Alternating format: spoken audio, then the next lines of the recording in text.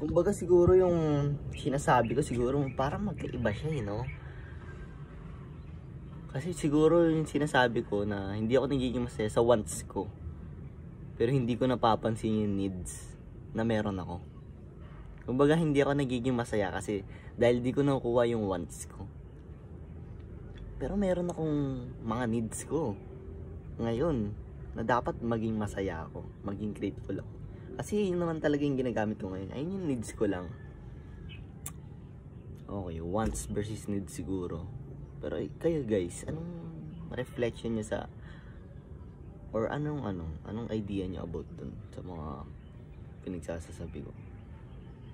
Wala lang, gusto ko lang din marinig yung opinion nyo or yung side ng ibang tao, di ba? Kung ganun din mag-isip. Yan lang. Maraming salamat guys sa pakikinig. Bukas ulit, we are reflect.